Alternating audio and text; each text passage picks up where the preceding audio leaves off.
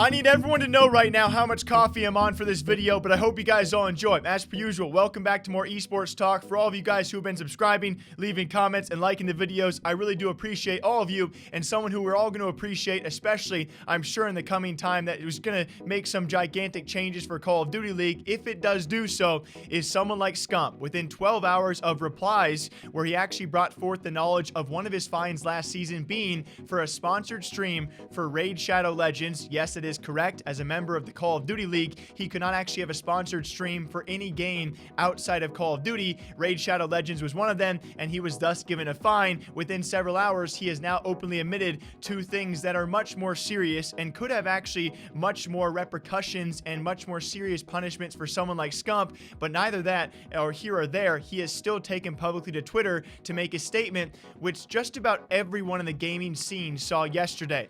Think about that power, think about how much his voice matters, and the fact he still went public with this information despite what could occur to him is quite shocking, and it does deserve respect, and it could be causing some gigantic things to happen in the future of Call of Duty League. As Scump took the Twitter to say, the CDL also made us sign a player contract in front of them without allowing us to run it by our lawyers at the Players Summit. It was a sign it now or you can't play at Minnesota, the opening event type of exchange. I'm probably going to get fined for this too, just letting y'all know. Then something happened as well following that very shortly. Of course, all the responses out there from other Call of Duty pros, other esports pros, content creators, streamers, lawyers in the scene as well. Just about everyone has seen this tweet by now, and in response to Nick Merckx that no one wanted to see, all of this going on has actually questioned Scumpy's future in competing in the league itself, which does make a lot of sense. We have talked time and time again about how much he sacrifices, especially financially, to be a part of Call of Duty League as a pro player as compared to a full-time streamer and content creator. He loses a lot of money. What Courage and Nadeshot have admitted,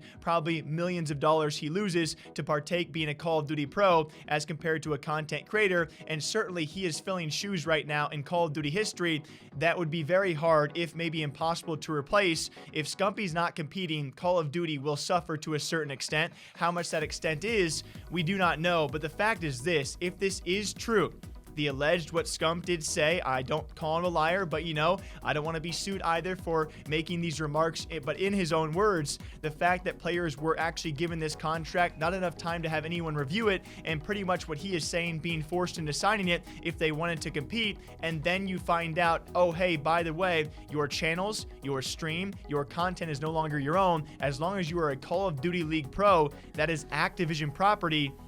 I mean, obviously, it's pretty crazy, right? Someone like Siegel from the Overwatch scene also replying and saying, hey, the Overwatch League tried very similar tactics, of which his team did walk. And in case you guys don't know Siegel, he got out of OWL right on time to be a full-time streamer, so certainly well-timed there. Someone like Censor also responding and saying the league did not even allow these pro players to do 1v1s on their own channels for things like Yeezys. I imagine that probably falls under the gambling clause, which was not allowed as well. We saw a player or two also be turned away from gambling opportunities throughout this past season, but you would think Yeezy's 1v1s would be pretty free reign content, right? In the CDL, apparently not. Oh, and by the way, this is something Scumpy, and we've actually talked about this. I know Tactical Rab has talked about this. Scumpy has talked about this time and time again, that being his own content, his own channels not being his own. Heck, he even kind of hinted at this with Hex on the Eavesdrop podcast about these issues, and now these issues have finally very much surfaced. Players' personal channels should not be owned by the league. They're not. They are. No, We're not allowed to promote things that we want. What do you mean? Like my YouTube channel? Mm-hmm. Yes, you can. You can play any game that you want on your channel, Seth. Not game. Sponsors, whatever. Okay, go on. You know what I'm saying. But I don't know how deep I can go into it because I'm not trying to piss anybody off. You're talking about personal sponsorships. Personal sponsorships. It's not so much sponsors, but I'm saying like games, sponsors, whatever, endorsements, ad deals, brand deals, whatever. Mm-hmm. That stuff should be for the player. I mean, I built my channel, you know, and if I have to turn down something because the league says that I can't do that, that's whack. You know, that's money out of my pocket because of the league, isn't there? Like, you can't promote this because we have a sponsor. But anything league sanctioned, like an event, a video, like their sponsors, whatever. But anything on my personal channels are my personal channels. And obviously, our team sponsors are a different story. Yeah. But anything, you know what I'm saying?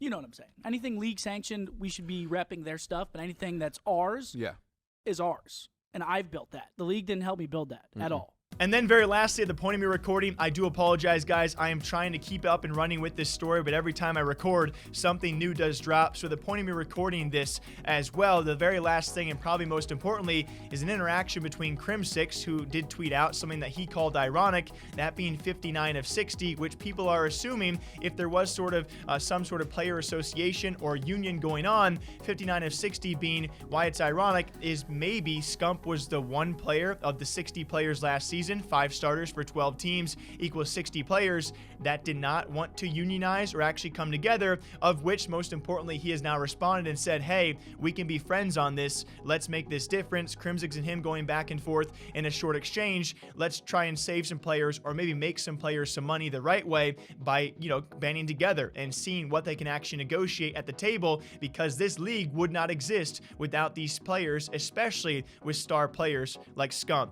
and Crim6 and Clayster, and you can name so many top of the line pro players out there they need together. And quite frankly, you need a guy like Scumpy, who apparently now is in, and this could be leading to some gigantic changes for Call of Duty League, which I think have been a long time coming. And it takes a great amount of respect and bravery and confidence for a guy like Scump to come forward and say these things, because who knows what kind of punishments they could come with. Yes, Call of Duty League needs Scump more than Scump needs Call of Duty League. That does not mean that, you know, who knows what Activision could do on these things. You just never know, right? So he put his job in the line, and I know a lot of people out there might say, oh, he's well off. Okay, but put yourself in his shoes. Would you do the same thing? I can't say that for sure. This situation is utterly crazy, no matter who you are, and especially because it's someone like Scump. It's just shocking. Hugh and Crim6 interacting on Twitter, who would have thought? Well, so originally he's talking about when the original players union petition was brought up to me, I got no information on it.